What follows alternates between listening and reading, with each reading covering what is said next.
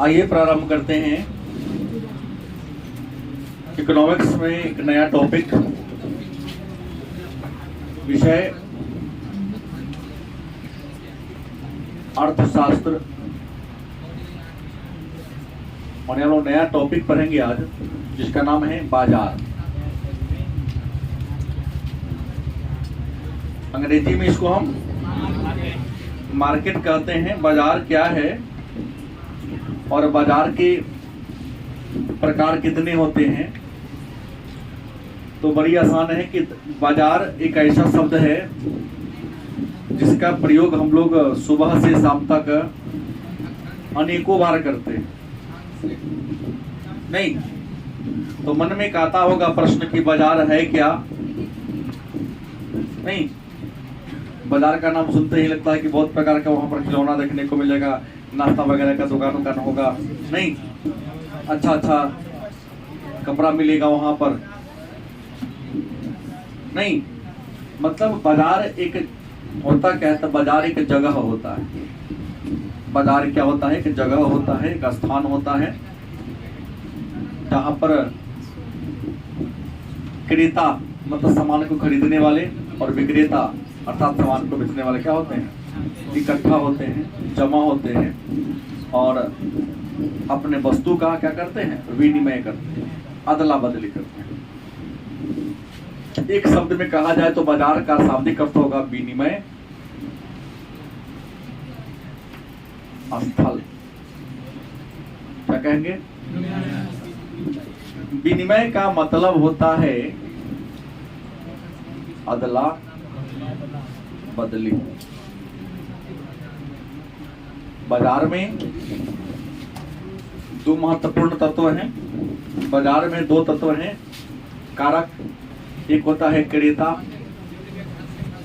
दूसरा कौन होता है?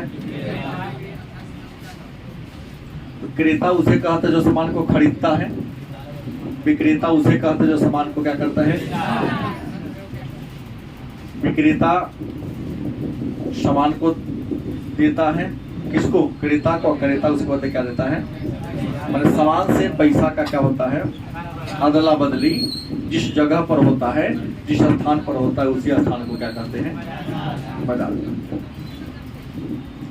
गलत कि सही? बात समझ में आ रही है? बाजार है क्या तो जान गए। बाजार उस स्थान को कहते हैं जहां खरीदने वाले और बेचने वाले अपने सामान से पैसा का क्या करते हैं? अदला बदली करते हैं।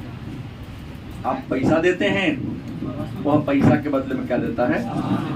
उसी जगह को क्या कहते हैं?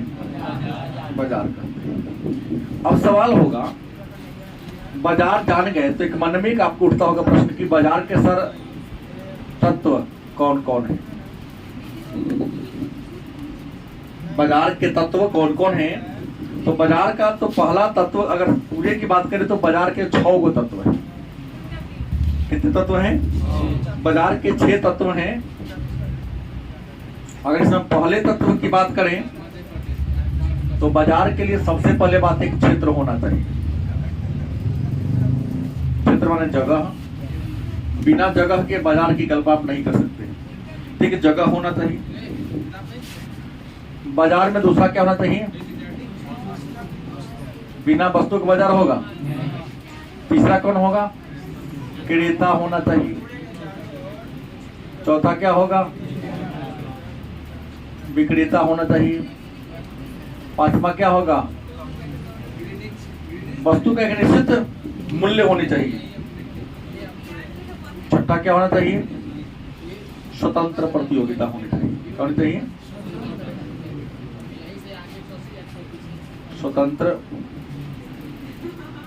प्रतियोगिता। देखते हैं, कभी सब्जी खरीदने गए हैं, रोड के किनारे छाने को भी आता है, खूब हुल्लड़बाजी करेगा सब, कन्हा से बच के, कोतरा से बच के, मलेरिया वाला से बच के। नहीं, सामान देख के बोलना है, रोशनी ना है, कुछ कुछ बोलते रहेगा। तो कितना हम लोग का असर ये है, झगड़ा नहीं होता है, अपना अपना बेचने का क्या है? तरकीब है। स्वतंत्र प्रतियोगिता, अपने वस्तु को बेचने के लिए आप कोनो टोन का यूज क्या हवा कर सकते हैं, इसका नाम बदला गया, पवन नहीं हवा इसका नाम हो गया, खुद ही आते चलता है।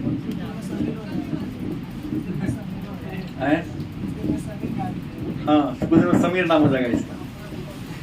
तत्व कितने हैं? पहला कौन है? जगह होना चाहिए। अब जहाँ भी देखिए, चाहे आपके गांव में हो या कहीं भी हो, जगह है ना, छोटा होगा चाहे बड़ा होगा, है तो जगह जरूर।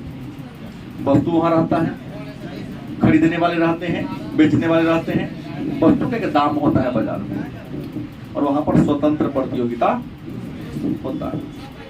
अब प्रश्न है, तो बाजार के प्रकार कितने? बाजार के प्रकार कितने?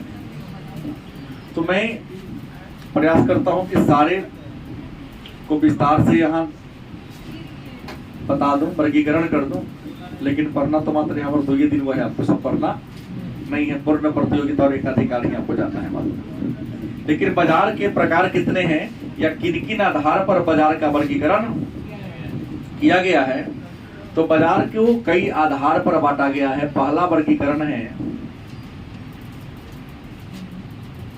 क्षेत्र के आधार पर।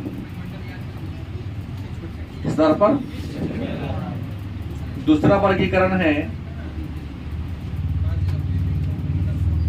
समय के आधार पर। तीसरा वर्गीकरण है विशिष्टीकरण के आधार पर। विशिष्टीकरण के आधार पर। चौथा वर्गीकरण है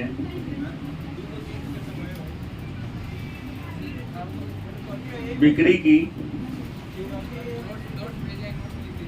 मात्रा के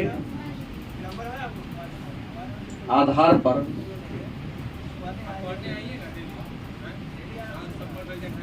अगला है प्रतियोगिता के आधार पर। प्रतियोगिता के आधार पर। तो बाजार के प्रकार कितने हैं, किन किन आधार पर हम बाजार को बांटे हैं, ये हमने विस्तार से आपको चर्चा किया, बताया। पहला क्षेत्र। क्षेत्र माने एरिया।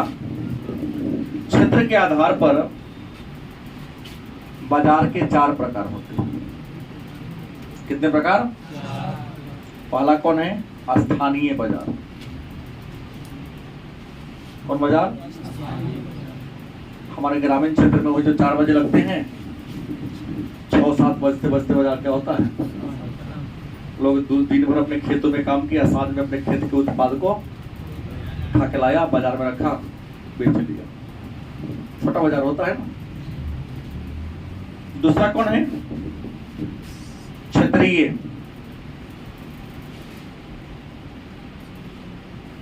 उसका प्रांतीय भी कर सकते हैं। क्षेत्रीय बाजार चाहे किसी खास स्थान पर लगने वाले बाजार को स्थानीय बाजार कहते हैं। नहीं है? कौन गांव में घर हो तो टिकौली, वहां कौन बाजार लगता है? बुध मंगल शनिचर, कौन नाम है कुछ उसका? नाम तो दिन ही पर हो गया, तो बुध बाजार है, शुक्र बाजार है, नहीं कुछ न कुछ नाम होगा बाजार का, नहीं याद है? शनि बाजार है। हम तो ऐसा ही नहीं बोले है ना, बोले कोई ना कोई दिन के लगता होगा। शनिवार को, मंगलवार, सप्ताह में जो भी दिन है, किसी न किसी फिक्स दिन का लगता होगा। उस एरिया में सबको पता होगा कि फलना दिन के फलना जगह बाजार, स्थान खास स्थान पर लगे। क्षेत्रीय एक खास क्षेत्र में लगता है, जहाँ दूर दूर के व्यापारी आते हैं। स्थानीय बाजार में अगल बगल के गांव के ही आता है। क्षेत्रीय बाजार, इसको प्रांतीय बाजार का तो 2, 4, 10, 12 जिला के लोग आता है। जैसे मुजफ्फरपुर क्षेत्रीय बाजार हो जाएगा। मुजफ्फरपुर में जाइएगा ना, मतलब बिहार के 10 गो जिला के व्यापारी सामान खरीदने मुजफ्फरपुर में आते हैं। पटना जाइएगा तो बिहार की राजधानी है, 38 जिला के बिजनेसमैन आप वस्तु परचेज करने के लिए क्या होते हैं, पहुंचते हैं। तीसरा है राष्ट्रीय बाजार। कौन है? देश की राजधानी में लगती होगी। जहाँ से पूरे देश के बिजनेसमैन व्यापारी लोग आते होंगे। और चौथा क्या है? अंतर्राष्ट्रीय बाजार। अंतर्राष्ट्रीय बाजार।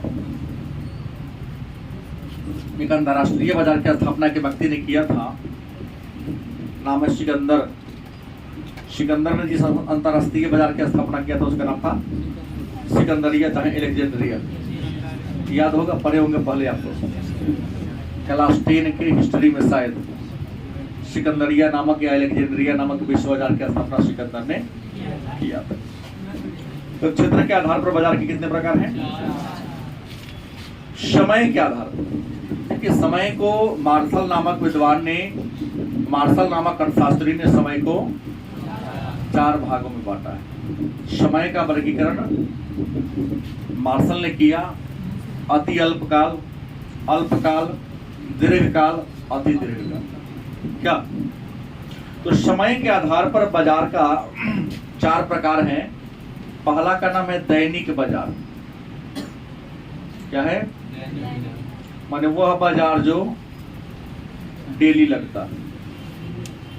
बगल में है ना, रोड के बगल में जो लग रहा है चक महिला में, कौन चौक है वो?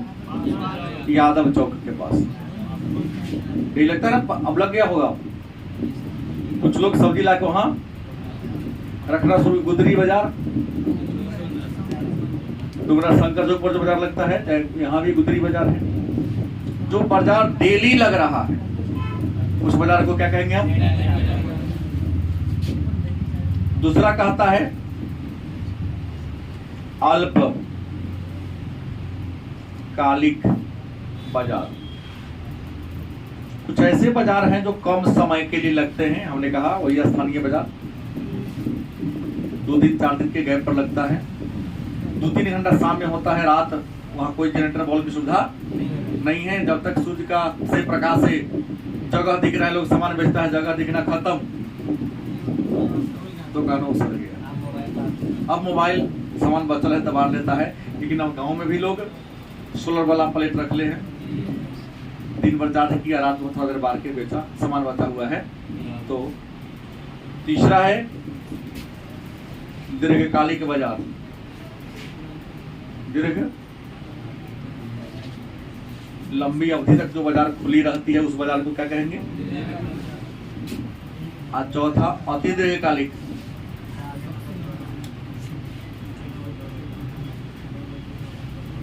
बंदे ना होता है। ऑनलाइन मार्केटिंग कहीं बंद हो रहा है क्या? जिस समय चाहो रातों में 12 बजे बुक कर दो। कभी कभी तो कुछ लोग होशियार है, 12 बजे खुलता है, 1000 का सामान है 1 रुपया में बेच लेता है,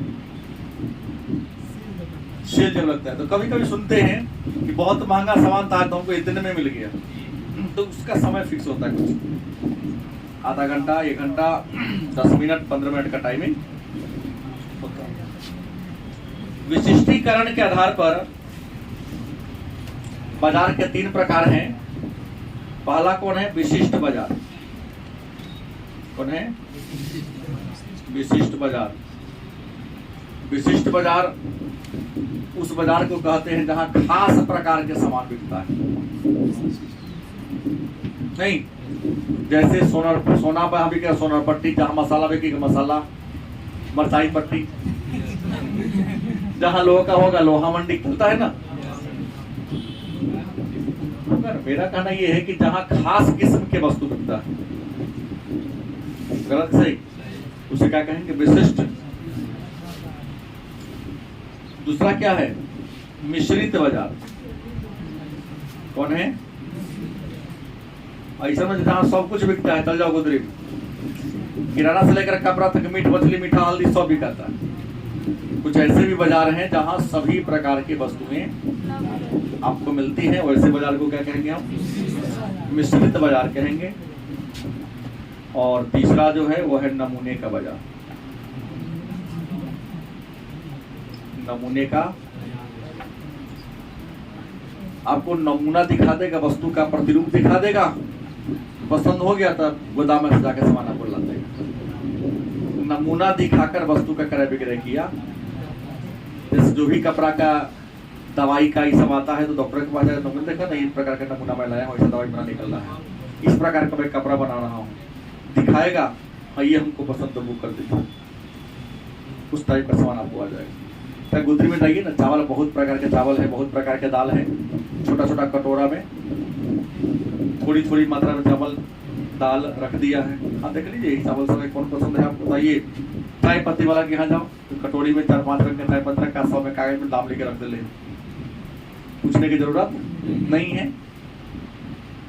जो कटोरी का इशारा कीजिएगा वजन करके आपको दे देगा। तो नमूना दिखाकर जहां पर वस्तु का क्रय विक्रय किया जाता है उसे हम बिक्री की मात्रा के आधार पर, और बिक्री की मात्रा के आधार पर बाजार के एक है फुटकर, फुटकर या खुदरा बाजार, गलत कि सही? और दूसरा कौन है? सॉरी, थोक बाजार। मन में होगा ये फुटकर व्यापार क्या है या फुटकर बाजार कहते किसे हैं? तो वह बाजार अल्प मात्रा में, थोड़ी थोड़ी मात्रा में, 100 ग्राम 200 ग्राम 500 ग्राम 2 किलो 4 किलो इस प्रकार से वस्तु को खरीदा और बेचा, उस बाजार को क्या कहेंगे?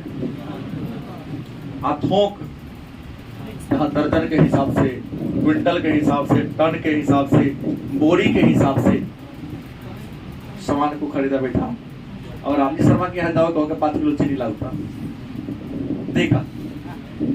बोलो नहीं देगा, क्योंकि वहां बोरी खोलने का होलसेल मार्केटिंग, वहां बोरा ले सकते हैं, गैलन ले सकते हैं, टीन ले सकते हैं, लेकिन आप कहिएगा कि हमको खोल के दीजिए, दुगुना भी उसको मुनाफा दीजिएगा, आपको वह देगा? नहीं देता। वहां पे जहां पर बड़े पैमाने पर वस्तु का क्रय विक्रय किया जाता है उसको हम बोरा खोल के नहीं बेचेगा, कार्टून खोल के नहीं बेचेगा। प्रतियोगिता के आधार पर, और प्रतियोगिता के बाजार पर बाजार के प्रकार है, नंबर 1 पूर्ण प्रतियोगिता का बाजार, दूसरा एकाधिकार का बाजार, तीसरा द्वयाधिकार का बाजार, चौथा अल्पाधिकार का बाजार। मतलब प्रतियोगिता का मतलब होता है कंपटीशन, प्रतियोगिता का मतलब क्या होता है? तो प्रतियोगिता के आधार पर ये बाजार के 4 रूप हैं। पूर्ण प्रतियोगिता उस बाजार को कहते हैं जहाँ एक वस्तु के अनेक सारे उत्पादक होते हैं, वस्तुएं समरूप और मिलती जुलती होगी, थोड़ा सा 1-8 रुपया का मूल्य में क्या होगा? डिफरेंस होगा। यह ऐसा बाजार होता है जहां दुकानदार चाहेगा कि हम ग्राहक को बुर्बक बना दें, ग्राहक चाहेगा कि हम दुकानदार को बुर्बक बना दें, तो नहीं चलेगा। कहोगे ना अरे फलाना दुकानदार तो इतना ही में हमको दे रहा था, इतना ही दे दीजिए। वो जान रहा है कि पूर्ण प्रतियोगिता में अपने हम दाम कम करके बेचेंगे। कोई भी बिजनेसमैन अपने लागत से कम मूल्य पर आपको सामान देगा क्या? नहीं देगा। तो पूर्ण प्रतियोगिता का बाजार वैसा बाजार है जहां पर क्रेता और विक्रेता अनेक होते हैं। एक वस्तु के अनेक सारे उत्पादक और अनेक सारे क्या होते हैं? विक्रेता होते हैं। तो उसे क्या कहेंगे? एकाधिकार। कुछ ऐसा ही बाजार है जहां पर एक ही कंपनी का दबदबा कायम है, नहीं उसके समान क्वालिटी किसी अन्य के पास नहीं है। गलत सही?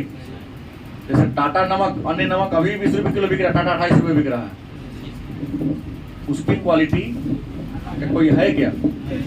नहीं है।